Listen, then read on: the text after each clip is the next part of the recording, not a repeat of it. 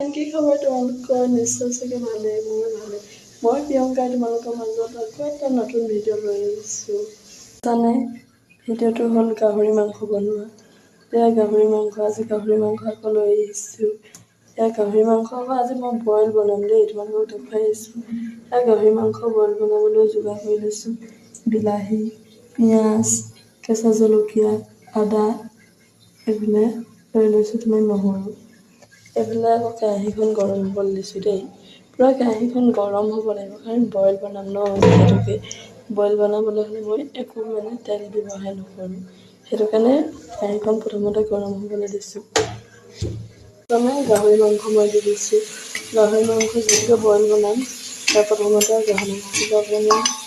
কেৰাহীটো গৰম হোৱাৰ পাছত অলপমান ভাজি লৈছোঁ।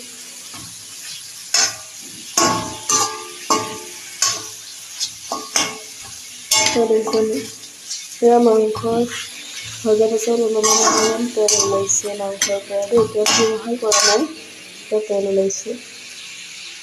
ইয়াত দি দিম এতিয়া কাটি থোৱা পিঁয়াজ। ইয়াত কাটি থৈছিলোঁ পিঁয়াজ দিছেনে, ইয়াত দি দিম পিঁয়াজ দিছেনে, মই পিঁয়াজ দি দিছোঁ।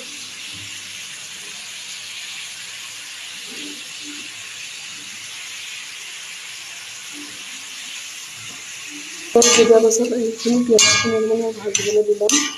মাংসটো অলপমান ভাজি লওঁ। দিছোঁ।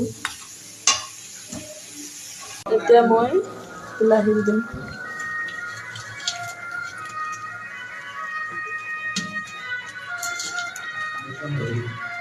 বিলাহী দি দিলোঁ, দেখিছেনে? এতিয়া কেঁচা জলকীয়া আৰু আদা।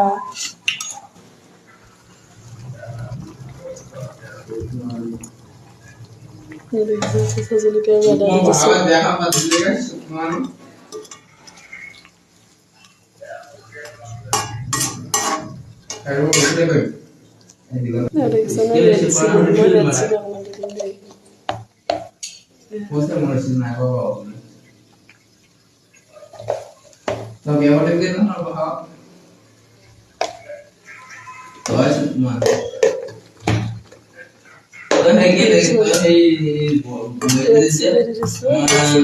পুৰা উতলি আছে আৰু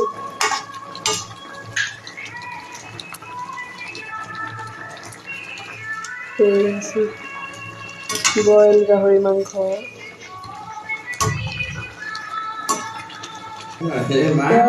ভাতে দি